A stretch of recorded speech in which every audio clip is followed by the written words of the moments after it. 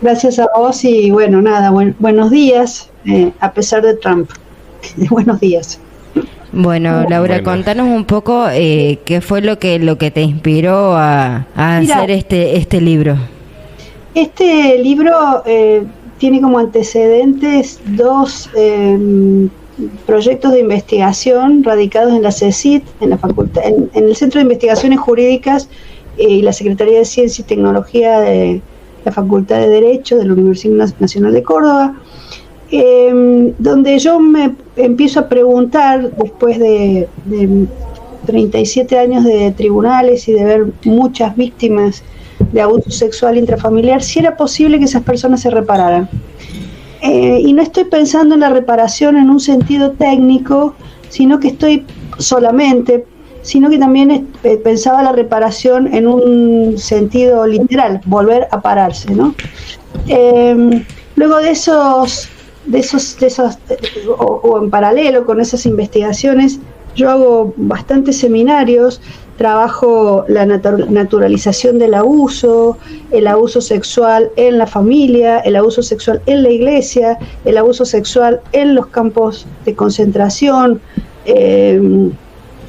y empiezo a observar patrones. Me vinculo con historias desobedientes, que son hijos de genocidas que repudian a sus padres por haber sido genocidas. Cuando se enteran y hacen un insight de lo que había sucedido, aparece también una ley que es la ley 2015, una ley que aparece en el 2015, que es la ley de revelación tardía, que reconoce legalmente las dificultades de las personas, de las víctimas de la infancia, de recordar en forma inmediata el hecho traumático del abuso.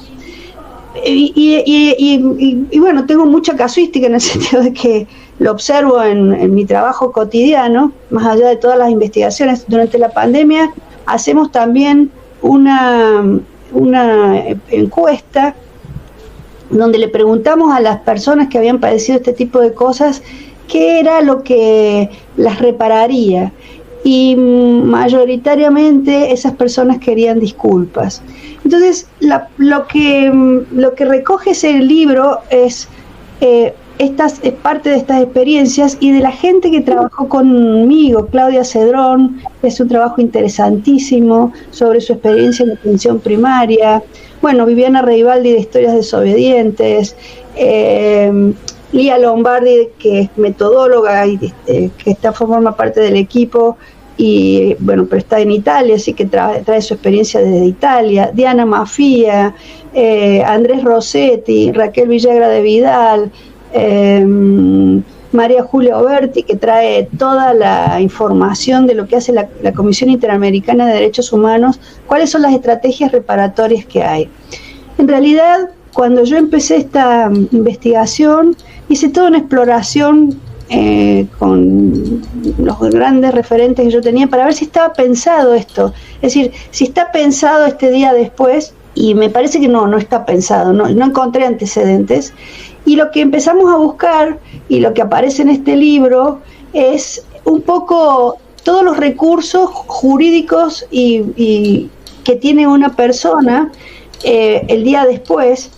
Pero lo que también me parece es mi profunda convicción de que esto no se arregla solo en tribunales, y a veces ni siquiera se arregla en tribunales, y que hay una cuestión previa que es social, una cuestión previa donde todos sabemos, pero no sabemos cómo involucrarnos en el hecho, si debemos hacerlo. Son cuestiones que producen muchísima angustia social, ¿no? Freud habla de un texto que a mí me encanta, que se llama Lo Siniestro, ¿no? Lo siniestro es una angustia espeluznante, ¿no? Entonces, cuando la gente se acerca a este tipo de cuestiones, aparece lo siniestro como angustia espeluznante, y entonces nadie sabe muy bien qué hacer. Y lo que propongo en este libro es plantar el arbolito de la responsabilidad social, de que todos la tenemos, de que tenemos que empezar a pensar qué vamos a hacer y cómo vamos a hacer. Trabajo también algunas nociones sobre distintos tipos de víctimas. hay víctimas sobreadaptadas que se portan bárbaras, pero hay otras víctimas que no se portan tan bien porque no pueden. Es mucho el deterioro que han tenido. En muchos casos, otra aclaración es que yo me centro, hay muchas familias, hay muchos vínculos, pero yo no me centro en aquellos en los que la familia niega sistemáticamente. Es decir, la familia no reconoce el hecho, los padres no toman ninguna medida. En esas familias que son más frecuentes de lo que parecen, los hermanos no se involucran. Estas familias son las que más dificultades generan a las personas sobrevivientes. Entonces, hablo de la importancia de generar vínculos, de generar redes y de sostener, ¿no? Nadie se salva solo, nos salvamos colectivamente o no nos salvamos, y acá hace falta rescatistas o rescatadores, no sé, que ayuden a esas personas a salir adelante, ¿no? Es un libro que tiene cierta complejidad, pero que está escrito en un lenguaje llano, creo, si no ya después me dirán, y que creo que ayuda un poco a conocer cómo se caracterizan estas familias, cuáles son los perfiles de los padres que abusan, de las madres que, sin hacer juicios de valor, en este sentido. La casuística que yo manejo da cuenta de que en las familias el abuso aparece transgeneracionalmente, es decir, se repite. Y muchas veces esos padres o esas madres ni saben lo que están repitiendo. Y cuando se les plantea esto, solamente niegan porque lo niegan, porque se les destruye su propia imagen, etcétera, etcétera. Es un problema social de altísima complejidad, donde tenemos que tratar de comprender y tenemos que tratar de que quien quiere salir pueda realmente hacerlo. Esta es básicamente la propuesta del libro, que tiene que ver tanto con la reparación como con la prevención. Para que te imagines, si una persona denuncia hoy un hecho de abuso dentro de su familia, eso aún hoy va a tener impacto en al menos 3 generaciones. Esta y otras 2 más por lo menos, ¿no? Porque está tan distorsionado el sentido de la verdad, porque está tan distorsionado el sentido de la conexión con la realidad, que va a ser muy difícil para esa persona y para esa familia. Entonces, hoy nos tenemos que poner a pensar en esas 3 futuras generaciones. De eso va el libro. ¿Cómo define el concepto de reparación social en el contexto de la víctima de abuso sexual intrafamiliar? Mira, te doy un caso que trabajé. Una nena es abusada a los 3 meses de nacer, la tiran a un baldío, la encuentran hipotérmica, la salvan, sigue viviendo en la casa, sigue viviendo con el abusador. A los 19 años se suicida porque está viviendo a la vuelta de la casa de su último abusador. Intervino la escuela, intervino el Poder Judicial, intervino todo el mundo, y en una cosa tan clarita como esa, que empezó a los 3 meses de vida, la nena se suicida, la chica, la adolescente se suicida. Ahí hay muchos agentes sociales que han intervenido. Hay muchos lugares que no hicieron absolutamente nada. Estas instituciones sociales y esta sociedad que somos nosotros, estamos todos involucrados en eso que pasó. Entonces, esta reparación social es algo que va mucho más allá de poner preso o no poner preso a una persona, sino de la responsabilidad que tenemos por ese hecho que está ocurriendo ahora y que no sabemos cómo abordar. Averigüemos cómo hacerlo, estemos al caso por caso, veamos qué se puede hacer, pero hay una responsabilidad social en esto. Ese suicidio fue inducido, pero todas las instituciones que intervinieron y todas las partes de la sociedad que estuvieron viendo eso no hicieron nada. Eso se llama responsabilidad social. Nosotros como ciudadanos, Laura, tenemos la capacidad de ver los signos y síntomas que van largando las víctimas. En algunos casos las víctimas te los dicen, pero si no la tuviéramos, averiguamos, preguntamos. Si estamos sospechando de algo, averiguamos, preguntamos. no tenemos por qué saberlo todo, no todos los casos son iguales y es de altísima complejidad esto. En el libro yo trabajo mucho el modelo de Perrone, ¿no? Que habla de ciertos perfiles masculinos, femeninos y de víctimas, más los propios que agrego yo. Pero lo que no se sabe se pregunta. El tema es, vuelvo a esta sensación de angustia social paralizante. Si no sé qué hacer, voy y pregunto a la CENAF, voy y pregunto al Polo de la Mujer, voy y pregunto, voy y pregunto. Voy y pregunto, voy y leo, voy y hago. Digamos, no me quedo paralizado con la sensación de que eso no tiene nada que ver conmigo, porque básicamente uno está siendo cómplice, si no, ¿no? Entonces, ¿qué tenemos que hacer? ¿Cómo lo tenemos que hacer? Y bueno, tendremos que preguntar, tendremos que averiguar. Yo no te diría que todos estamos en condiciones de detectar ciertas cosas.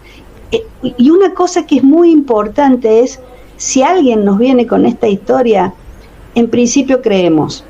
Hay muchas formas hoy se está poniendo en duda la cuestión de género, todas las cosas, pero siempre se pone en duda la credibilidad de la víctima. Yo ahí hablo en el libro, cuento lo que le pasó a Freud, ¿no? Que primero le creyó sus histéricas. Freud, cuando hace sus interpretaciones sobre la histeria, descubre que la histeria estaba asociada al abuso sexual infantil. Eso implica que se retrae, la comunidad científica no quiere aceptar esto, y él mismo se retrae, dice, mis histéricas me mienten. Bueno, no mentían. Eso algunos sectores del feminismo lo retoman, y esta cuestión de poner siempre en duda la palabra de la mujer, yo siempre digo, mira, hay muchas formas. Primero, por una razón ética, nadie va a contar una cosa así porque no tiene nada mejor que hacer, es dolorosísimo. Después hay muchísimos mecanismos para demostrar que una persona miente o no miente, los psicólogos lo saben, bueno, no es tan complicado darse cuenta de cuando una persona está mintiendo o no. Pero lo que hay que cambiar también es el punto de vista, ¿no? Lo que hay que cambiar también es la perspectiva, es la actitud. Y los patrones.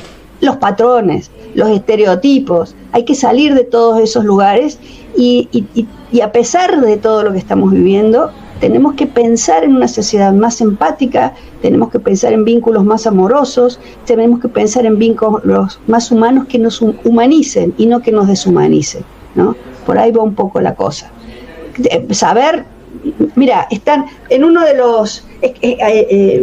mis capítulos hablo justamente del problema de las proyecciones y las recontraproyecciones, es decir, la dificultad que hay para saber con quién estás hablando, a quién tenés delante tuyo. Sí, hay mucha dificultad, pero se supera. Y de eso tenemos que hablar. Y no puede ser que la angustia espeluznante nos asuste tanto. No, tenemos que enfrentarlo, tenemos que hacerlo y tenemos que intentar mejorar nuestros vínculos humanos, ¿no? Este es un poco el asunto. Sí, y bueno, tengo dos preguntas en una. ¿Qué descubrimiento te sorprendió más mientras investigabas para escribir en tu libro? ¿Y qué hubo algo que no esperabas encontrar en tu investigación? ¿Qué descubrimiento? Bueno, mira, la vida es una sorpresa y el libro, en ese sentido, te plantea muchas cuestiones abiertas, ¿no? El libro no es de ninguna manera algo cerrado. ¿Qué cosa bueno, una de las cosas que me sorprenden mucho son la dureza social, ¿no? Como que hubiera personas de primera categoría y de segunda categoría, digamos, y eso lo he observado mucho, como chicas constantemente abusadas por las que no se hace absolutamente nada, ¿no? Porque parece que el destino las puso en ese lugar y nadie las va a sacar de ese lugar, y no solamente no la van a sacar de ese lugar, sino que la van a confirmar en ese lugar, ¿no? Y también me sorprendió mucho la fuerza por ejemplo, y ahí está relatado, una de las cosas que más me impresionan son las chicas de historias desobedientes, ¿no? Como esas chicas, porque es muy parecida a la situación de alguien que denuncia a su familia, que estas chicas que denuncian y dicen, no me voy a hacer cómplice de lo que hizo mi padre. Me parecen maravillosas, me parecen maravillosas. Viviana Reibaldi escribe un artículo, me parecen realmente maravillosas. Y bueno, qué sé yo, el libro está lleno de cosas, la noción de injusticia epistémica, por ejemplo, esto de que hay personas a las que les creemos todo y hay personas a las que no les creemos nada. Fíjate qué interesante esto, por un tema, eso también es un trabajo de Miranda Fricker que aborda Claudia Cedrón, entre otras cosas. Es una filósofa del conocimiento, ¿no? Entonces dice, ¿cómo se gerencia el conocimiento? ¿Por qué yo a vos te voy a creer y a ella no le voy a creer? ¿Por qué dudamos, no?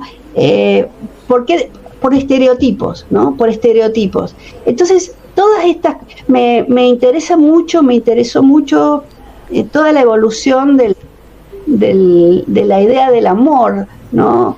La aparición, en realidad la problematización sobre la infancia empieza con Freud, hace poquito. La preocupación por la infancia, hasta hace unos poquitos siglos atrás, los chicos eran objetos, las mujeres siempre lo fuimos, pero los chicos también eran muy golpeados. ¿Cómo se pasa de un extremo a otro, ¿no? Del niño golpeado que podía matarse, etcétera, etcétera, a un niño que a lo mejor ocupa un lugar desmesurado en el grupo familiar? Bueno, yo abordo esas cosas, las planteo en el libro también que más allá de estos tips, si vos lo querés, que uno está dando para decir, podemos ver por acá, podemos ver por allá, este es un trabajo abierto que tienen que continuar otras personas, pero acá está, plantemos este arbolito y sigamos, para que tengamos una mejor vida, para que tengamos una mejor calidad de vida, para que también hagamos prevención, porque si nosotros somos capaces de identificar estas cosas, también vamos a poder hacer prevención en la vida, ¿no? Y esto es muy importante, lo estamos viendo con la ESI, estamos viendo tantas cosas que están pasando. Es más, desde que yo empecé a investigar hasta ahora, han cambiado tantas cosas, tantas veces tuve que replantear el libro para bien, ¿no? Y todas estas cosas cambian en la medida en que uno las habla, en la medida que uno las cuenta, en la medida que uno las piensa, y mucho más si las pensamos colectivamente, ¿no? Bueno, ¿qué hacen las víctimas al momento de denunciar? ¿Cuáles son los obstáculos más comunes que viste de estas víctimas? El terror, el miedo, en lo que yo denomino la familia tanática, digamos, la familia donde no importa demasiado, donde no hay pulsión de vida, sino hay más bien pulsión de muerte. Lo primero que tiene que enfrentar una víctima es el terror a hacer la denuncia. El segundo asunto que va a tener que enfrentar la víctima es la negación de lo que le ha pasado.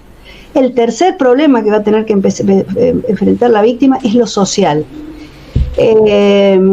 O sea, la familia va a negar lo que ha pasado y socialmente va a ser muy difícil incorporar el problema por esta angustia siniestra, ¿no?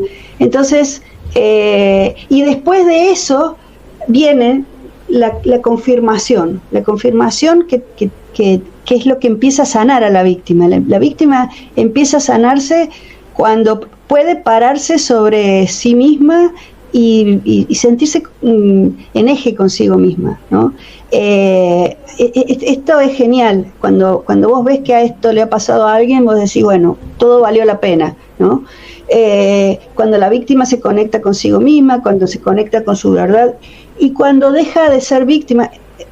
A mí la palabra víctima no me gusta mucho, pero realmente una persona que pasó por esa situación es víctima, no es algo que haya querido ni que haya... Pero luego se convierte en sobreviviente, ¿no? Las víctimas tienen heridas, personas sobrevivientes tienen cicatrices y las cicatrices no duelen. Entonces, toda esta historia que puede ir o no acompañada de una denuncia judicial, es muy difícil de atravesar, y hace falta mucha sensibilidad social, y yo la planteo y la exijo en tiempos donde eso casi no existe, ¿no? Esto es necesario para que la vida de todos sea mejor, ¿no? Y después vienen otros pasos, los pasos procesales, la justicia, cómo te trató la justicia, si el empleado que te atendió bien, te atendió mal, la sensibilización. Todo eso tiene que estar acompañado por gente. Si no se puede acompañar por terapeutas, por amigos, hay que estar ahí, hay que estar con esas personas, hay que acompañarlas a atravesar eso, ¿no? Porque bueno, viene toda una suerte de inevitable revictimización cuando la víctima tiene que volver a contar esto, si es que lo va a denunciar, y todo eso, y de vuelta, te creo, no te creo, etcétera, etcétera, y hay que ser muy valiente para hacer todo eso, y yo insisto en que hay que acompañar y sostener y rescatar a esas personas, porque lo que están haciendo es un esfuerzo sideral. Bueno, una vez que se realiza la denuncia, ¿qué tipo de apoyo social, psicológico que está disponible para la víctima de abuso sexual intrafamiliar? ¿Cómo se lleva a cabo estos programas? Los que están llevando acá en este momento primer asunto, necesitamos mucha capacitación en estos temas. Esto que estoy escribiendo es un trabajo que empezó en el 2016, hace 8 años que estoy pensando estas historias, ¿no? O sea que hay que estudiar mucho, hay que capacitarse mucho. Hoy lo que tenemos es el Polo de la Mujer, la CENAF, pero también tenemos muchos psicólogos que están iniciándose en estas cuestiones, que a veces están muy solos. En líneas generales, las personas que están trabajando en estas cuestiones siempre lo hacen en forma aislada, porque, por ejemplo, reciben amenazas.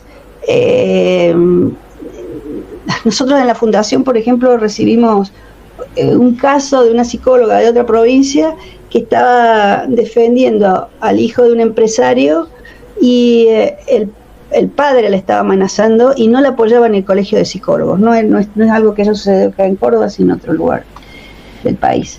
Te quiero decir, los servicios están, la disponibilidad, la lista de llamadas, el 911, la Casa de la Mujer, el Polo de la Mujer, ya no es la Casa de la Mujer, todos esos servicios están. A lo que voy en el libro es a todo lo que falta también, es decir, a todo lo que falta en materia de formación, a todo lo que falta en materia de capacitación, y eso también es reparación social. Por el momento te diría Polo de la Mujer, CENAF, psicólogas especializadas en este asunto, que las hay muy buenas. Esto sería como lo básico. Y por supuesto el acompañamiento de las personas que están próximas a quien esté atravesando una situación de esta. Esto es fundamental. Estas son las personas que van a sostener y probablemente las que vayan a conformar la verdadera familia de esas sobrevivientes, ¿no? ¿El sistema judicial está preparado para ofrecer una reparación efectiva a las víctimas? Yo te diría que eso depende de cada situación y de cada víctima. Raquel Villagra trabaja la noción de reparación porque hay toda una noción jurídica de esto que tiene que ver con la reparación del daño. Y es fantástico el trabajo que ha hecho Raquel, que está en el libro, sobre esto, sobre la reparación civil. El Poder Judicial tendría que ser una instancia sanadora, es decir, la posibilidad de que una víctima hable en el Poder Judicial debería formar parte de una instancia sanadora. A veces eso ocurre, a veces eso no ocurre. Yo creo que el Poder Judicial está desbordado. Creo que dentro del Poder Judicial hay gente que deja la vida en ello, o sea, y otra gente que no está preparada, y no solamente hablo del Poder Judicial de Córdoba. El Poder Judicial de Córdoba es uno de los más avanzados en ese sentido, digamos. Las cosas que se han hecho en Córdoba son modelos en otras provincias, pero de cualquier manera hay un desborde social en este momento. muy grande, hay un desborde de violencia y todo lo demás. Yo creo que es una instancia que debería ser reparadora y que debería ser sanadora y no debería ser iatrogénica, o sea, no debería producir más daño que el que ya se ha producido. A veces eso ocurre, a veces eso no ocurre, ¿no? Así de sencillito. Bueno, ¿cómo influye la relación de la familia en la experiencia de la víctima después de la denuncia? ¿Qué sucede después con el agresor? ¿Sigue siendo parte del entorno familiar? No solamente, mira, esto de las cosas, entre las cosas sorprendentes, hay una que es muy sorprendente, es que no en todas, sino en cierto tipo de familias, hay muchas madres que salen a denunciar y que son unas leonas, ojo. Pero en otros casos, ni siquiera se divorcian los padres, ni siquiera se divorcian. Le dan un barniz a toda la cosa, ni siquiera nada. ¿Qué pasa? Está tan minada la autoestima de una persona que ha pasado por esto en su infancia, que con mucha frecuencia vuelve a la familia porque ese es su refugio afectivo y porque no encontró nada fuera de la familia. Es complejísimo. Entonces, no siempre, esto que yo te decía, las víctimas que quieren disculpas, quiero que me pidas disculpas. La noción de disculpa presume la noción de culpa. Para que yo te pida disculpas tengo que sentirme culpable por algo. Si yo no me siento culpable por algo, yo no te voy a pedir disculpas. Porque no hay esa vivencia de que se haya hecho algo mal. Es algo que a lo mejor le hicieron a la madre o que le hicieron al padre, que están repitiendo en la hija o en el hijo. Entonces, una de las cosas sorprendentes es que todo sigue con mucha frecuencia, con más de la que uno quisiera, como si aquí no hubiera sucedido nada. Esas son las familias que más me preocupan. Las otras, las que tienen esas madres guerreras, son maravillosas, pero tienen esas madres guerreras. Hay otras donde no aparece eso. Y vuelvo a decir que no hago un juicio de valor sobre eso. En mi historia, yo trabajé muchos años en lo que antes se llamaban juzgados de menores. Entonces teníamos chicos que violaban, ¿no? Chicos, infancias. Y en la historia de ese chico había violaciones, ¿no? Digamos, es complejísimo. ¿Qué? Son patrones. Patrón. Claro, en la historia de ese chico había violaciones. Es muy complicada, es muy complejo, lo que no implica que nosotros no tengamos que hacer un costado. Lo que no implica que no tengamos que abordar eso. Lo tenemos que seguir abordando y lo tenemos que seguir viendo y tenemos que seguir haciendo todo lo que se pueda para rescatar y para prevenir, ¿no? ¿Qué esperas de que la gente que vamos a leer tu libro podamos esperar de este libro? Mira, yo enseño hace muchos años, doy clases en la facultad y enseño filosofía y siempre le digo a mis alumnos, a mis estudiantes, que espero que salgan con más preguntas que respuestas. Y eso espero de los que lean este libro, que salgan con más preguntas que respuestas. Yo voy a dar las que yo encontré, pero esto es para seguir problematizando. Y si vos me preguntás qué espero, bueno, espero que la gente se problematice por esto de una buena manera. El libro está escrito, te vuelvo a decir, de una forma accesible. También espero que las víctimas que hayan pasado por esto encuentren algunos tips, algunas cosas que pueden hacer y que no se les ocurrieron, algunas cuestioncitas jurídicas, estrategias jurídicas que puedan encontrar, sociales. Pero sobre todo espero que la gente salga pensando, ¿no? Pensando en esto que estoy diciendo, pensando repensando lo que yo dije, con nuevas vías con nuevos caminitos, digamos, para pensar en esto colectivamente. Esto sería lo que espero, ¿no? Laura, quiero que hagas la invitación a todos nuestros oyentes para la presentación del libro. Para que la voy a leer porque si no voy a meter la pata. Párate. El día Bueno, me olvidé de cosas muy importantes. Adelante, antes de hacer la invitación. El día 12 de noviembre a las 19 horas, en la avenida Leopoldo Lugones 401, Centro Cultural Córdoba, se presenta el libro Reparación Social de Víctimas de Abuso Sexual Intrafamiliar, que sucede después de la denuncia, y van a participar de la presentación Virginia Digón, periodista de La Voz del Interior, Inés Laje, doctora en Antropología y Sociología, y mi querido profe Eric Sampieri, el dibujante más capo que conozco de La Voz del Interior, que nos va a contar, explicar a la Victoria de Samotracia con la que ilustra el libro. Bueno, muchísimas gracias. Perdón, me queda una pregunta. Para todos los que queremos comprar el libro, ¿cómo lo hacemos? Está en Editorial Lerner. El día de la presentación va a estar ahí en el Centro Cultural Córdoba, un poco más barato.